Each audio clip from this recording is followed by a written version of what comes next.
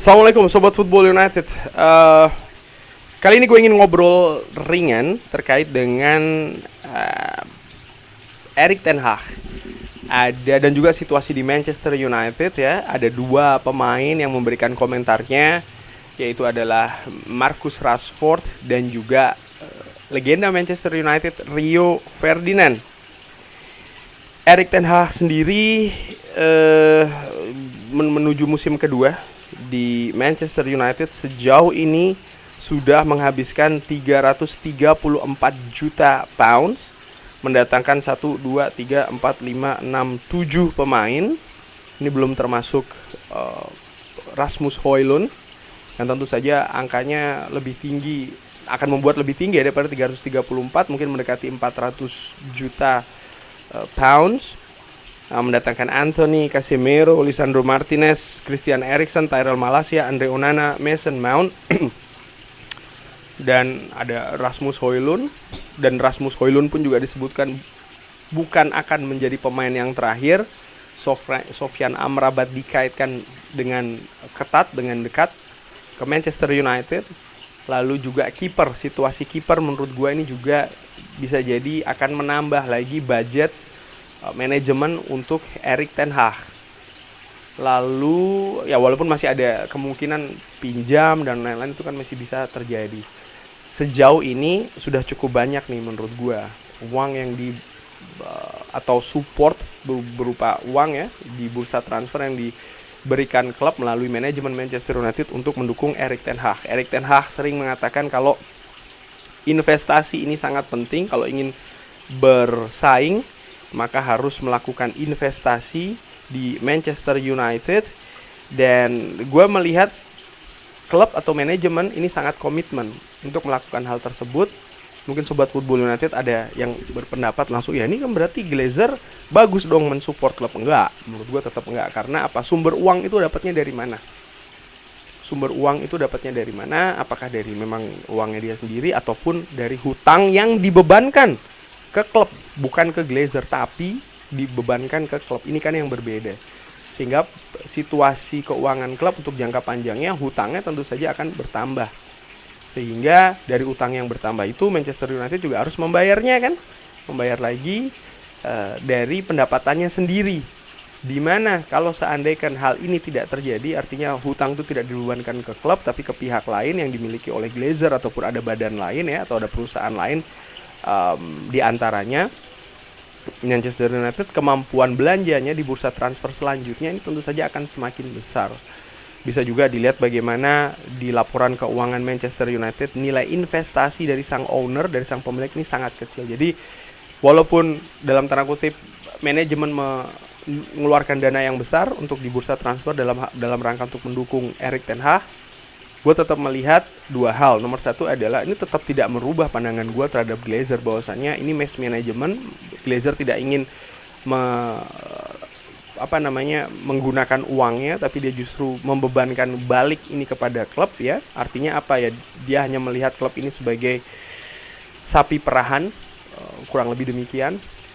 Lalu hal yang lainnya gue melihat bagaimana uang juga besar ini kan sebenarnya dikeluarkan bukan hanya musim ini, tapi belasan musim pun juga demikian, dengan sistem dengan cara mengeluarkan duit yang sama. Artinya ini investasi yang berasal dari hutang.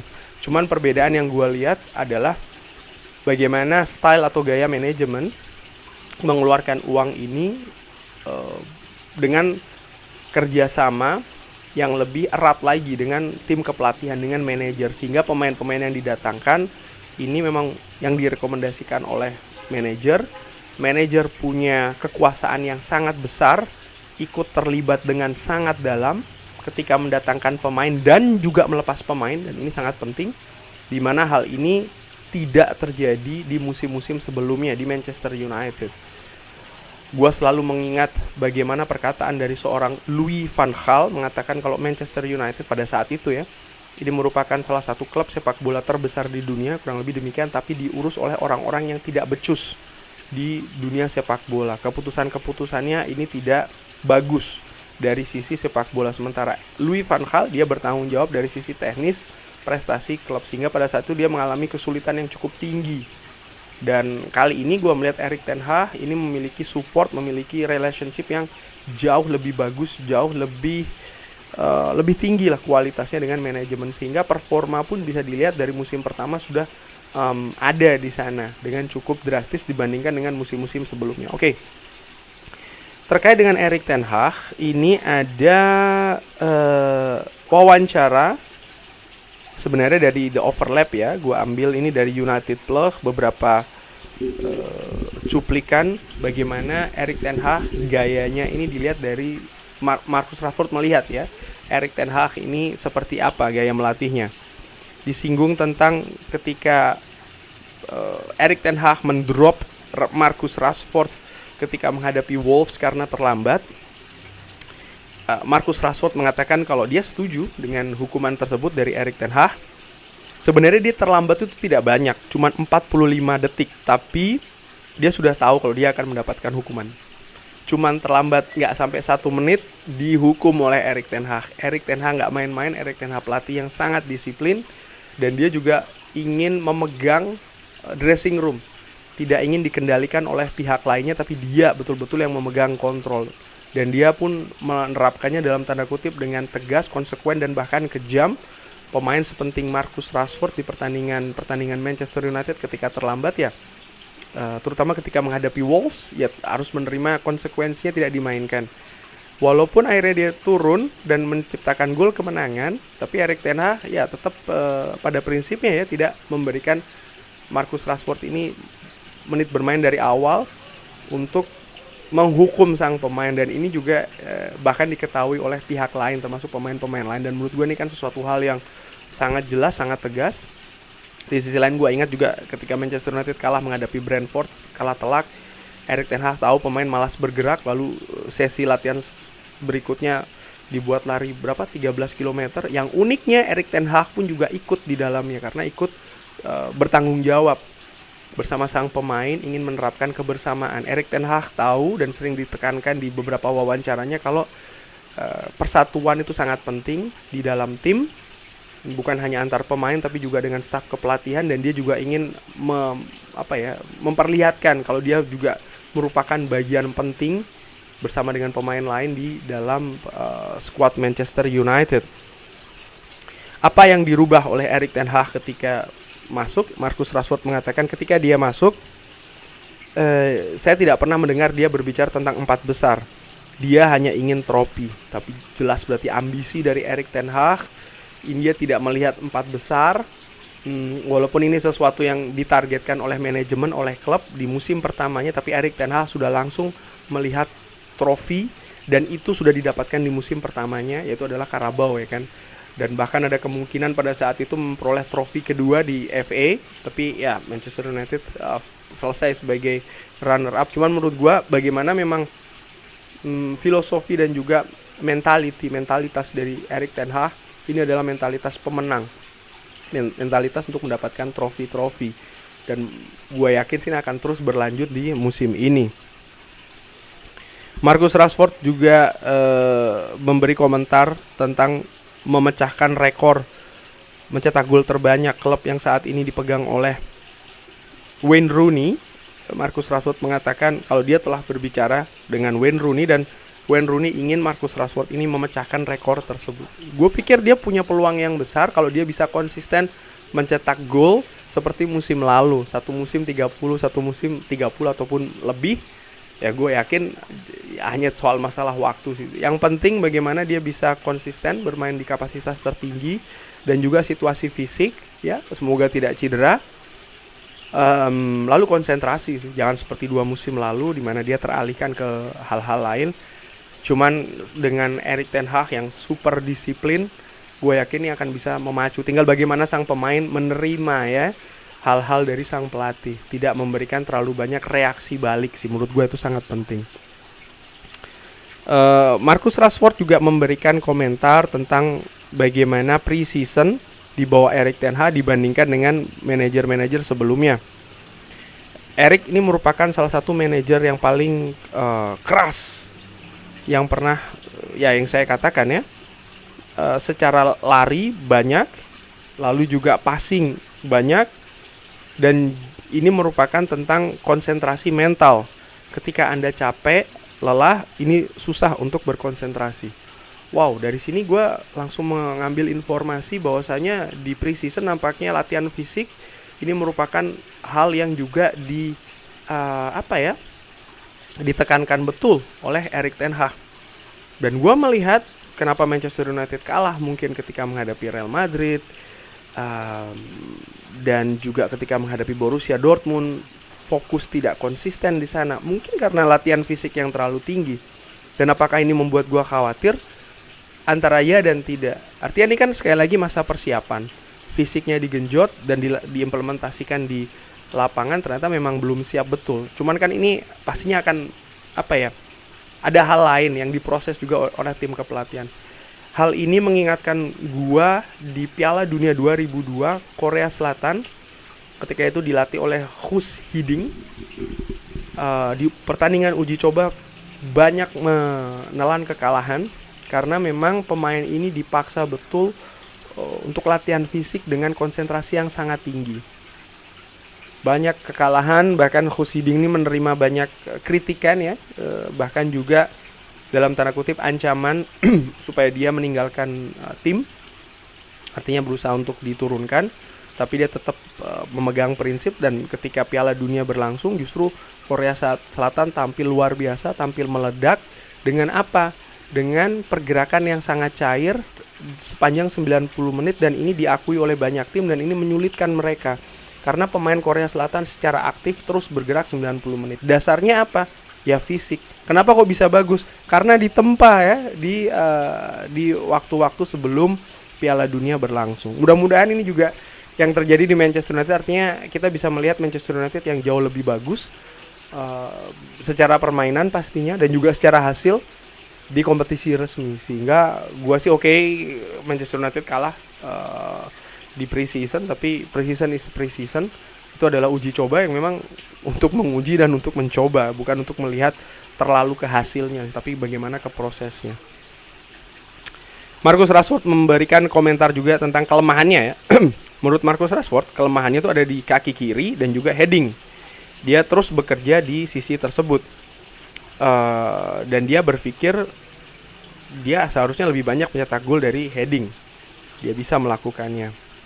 Ditambahkan sebelum musim lalu saya sebenarnya ini memiliki target 20 gol. Itu merupakan hal yang bagus untuk seorang pemain sayap.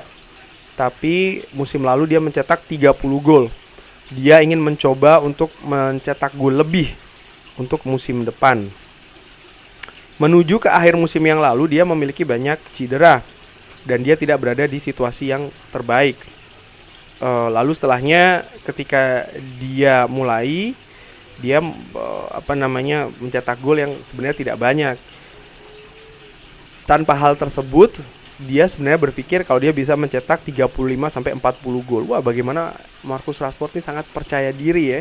Dan gua melihat kemampuannya dia memang sebenarnya punya sih hal tersebut, hanya saja ya ternyata ada cedera kan, ini kan yang kita tidak ketahui musim lalu.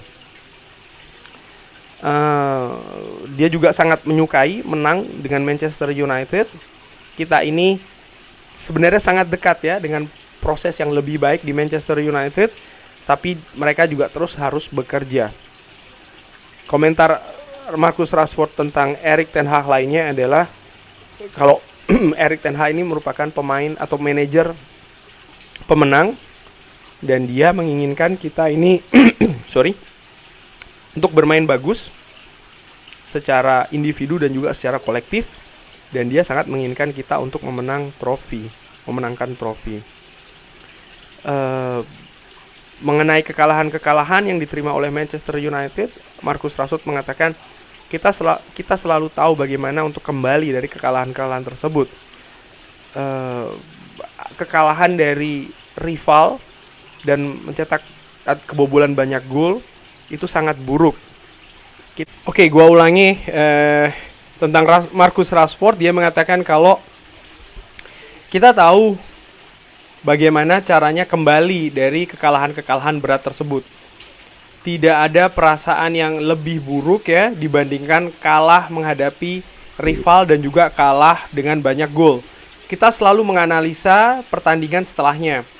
Erik ten Hag menyaksikan pertandingannya dan menganalisa. Dia mengerti para pemain dengan sangat baik. Ini tidak mudah untuk bisa kembali lagi, untuk bisa recover. Tapi setelah hasil yang sangat buruk, dia memberikan kita rasa percaya diri. Kita seharusnya bisa lebih baik di Liga, dan saya pikir kita seharusnya bisa lebih memberikan tekanan kepada Arsenal dan juga Manchester City. Itu tadi secara keseluruhan ya apa yang dikatakan oleh Marcus Rashford, dan yang terakhir gue sangat sepakat ketika Manchester United kalah di pertandingan besar menghadapi Arsenal di London, ketika itu kalah di detik-detik terakhir, kalah telak di awal-awal kompetisi menghadapi Brentford, menghadapi Manchester City. Rival memang Manchester City bukan Brentford, tapi kejutan itu kan juga merupakan kejutan yang sangat besar dan sangat buruk. Kalah 4-0 menghadapi Brentford, menghadapi Manchester City tentu saja, dan menghadapi Liverpool. Gua juga berpikir yang lebih sulit sebenarnya diterima dari kekalahan itu adalah bagaimana bangkit. Itu merupakan sesuatu hal yang juga sangat sulit. Karena tidak mudah loh. Setelah kalah telak seperti itu, dipermalukan, lalu Manchester United bisa bangkit. Dan secara umum, gue menilai Erik ten Hag dan juga tim kepelatihannya benar seperti yang dikatakan oleh Marcus Rashford, bekerja dengan sangat baik. Oke, Manchester United kalah ya. Sang manajer ini kan bukan seseorang yang memegang joystick ketika kita bermain game PlayStation. Enggak, mereka juga ada pendelegasian kan dari manajer ke setiap individu yang bermain di lapangan, dan semua hal yang terjadi di lapangan ini sangat detail dan sangat cepat pengaruhnya. Dan ketika itu terjadi perubahan yang cukup drastis, Manchester United seperti musim lalu kalah cukup telak di beberapa pertandingan, dan itu diderita menghadapi rival berat. Gua berada di stadion ketika Manchester United kalah telak menghadapi Liverpool. Gue tahu bagaimana sakitnya, terlebih gue berada di away supporter. Ini merupakan hal yang sangat berat bagi fans tentu saja. Tapi yang gue pikirkan pada saat itu ringan amatiran juga bagaimana pemain Manchester United bisa bangkit. Karena kita kalah telak ya, Manchester United menghadapi Liverpool, pasti hal yang memalukan, bully segala macam itu pasti ada, perasaan sedih pastinya ada.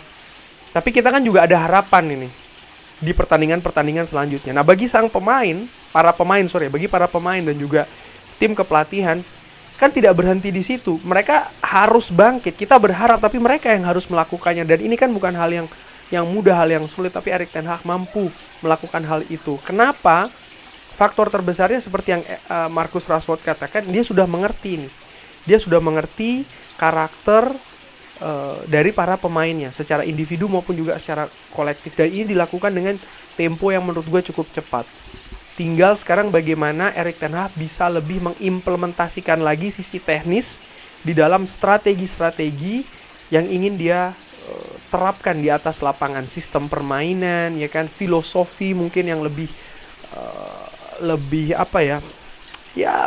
bisa berjalan dengan baik, pemain-pemain yang bisa melakukan hal-hal tersebut di atas lapangan, sehingga bongkar pasang ya, pergantian pemain ini masih akan terus berlangsung menurut gua, termasuk juga di musim panas kali ini.